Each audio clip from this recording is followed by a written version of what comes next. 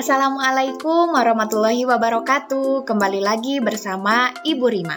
Hari ini kita akan belajar mengenal gangguan peredaran darah. Materi kelas 5 SDN 2 Lembang. Sistem peredaran darah pada manusia terdiri atas jantung, pembuluh darah, dan darah.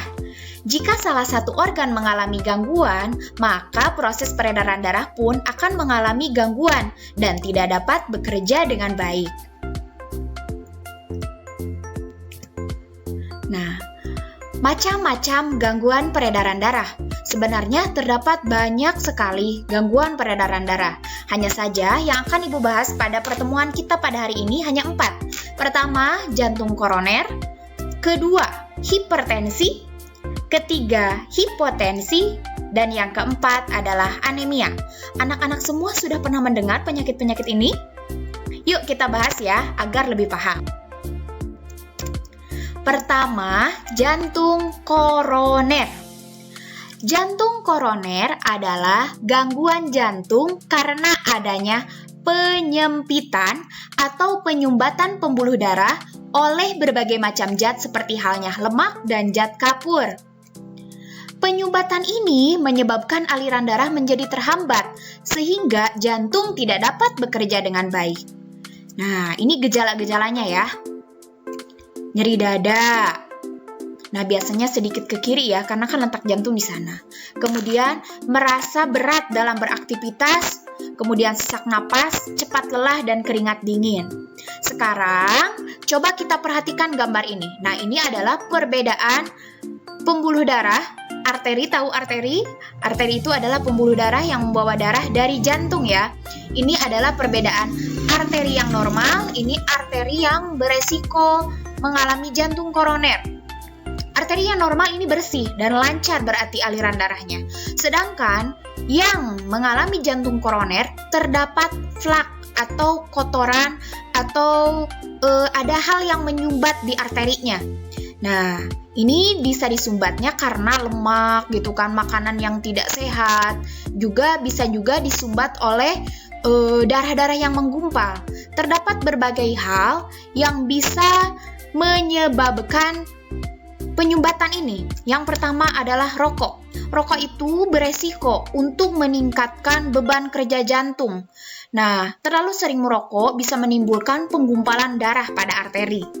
Kemudian, kolesterol. Kolesterol itu bisa lemak ya, merupakan lemak yang dihasilkan oleh hati, dan kalau terlalu banyak itu bermasalah.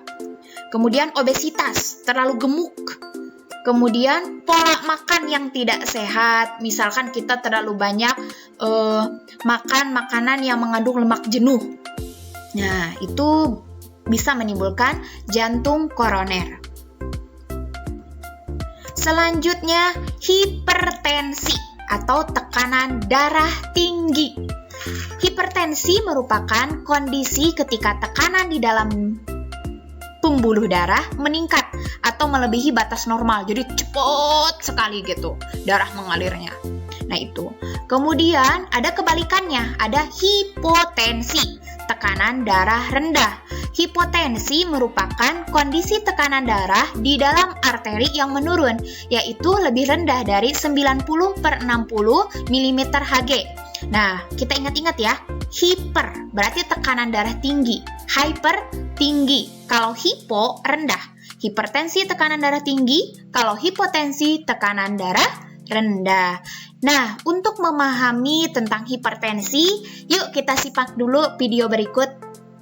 Hipertensi, tekanan darah tinggi.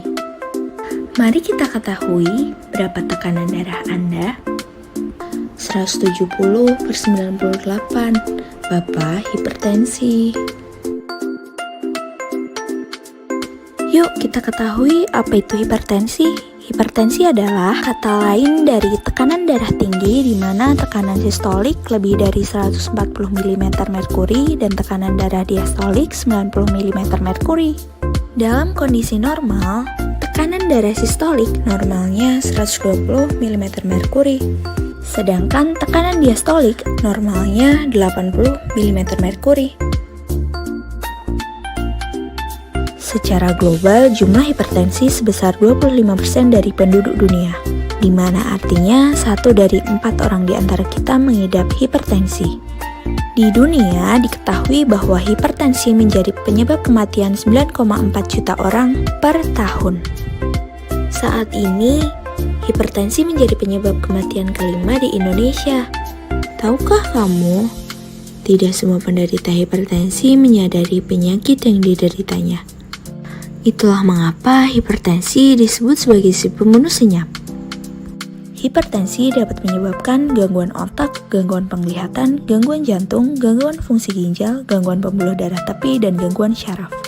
Lalu, apa saja faktor resiko penyebab hipertensi? 1. Keturunan, 2. Genetik, 3. Jenis kelamin, 4. Kebiasaan minum alkohol dan merokok, 5. Memakan makanan tidak sehat, 6. Kelebihan garam, 7. Kurang beraktivitas dan obesitas, 8. Stres berulang.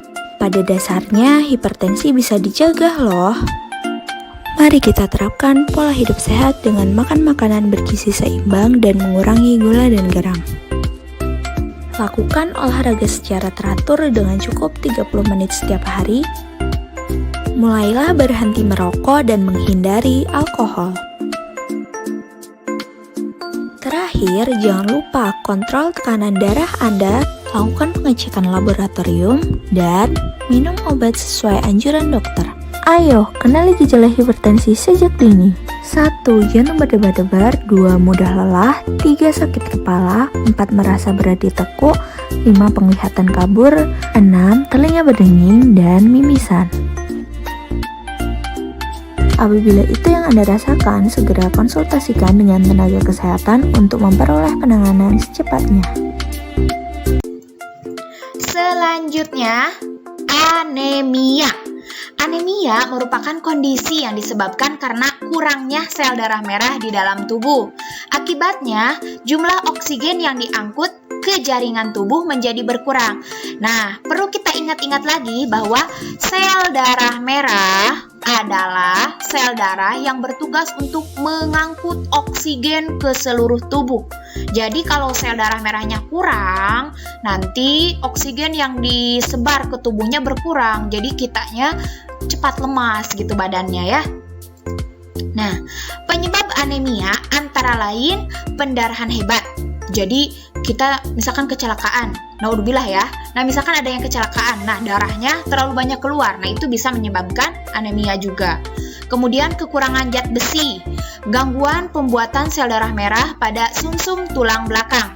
Sel darah merah itu dibuatnya pada sumsum tulang belakang ya. Nah, ini adalah perbedaan orang yang normal dan ini adalah orang yang mengalami anemia.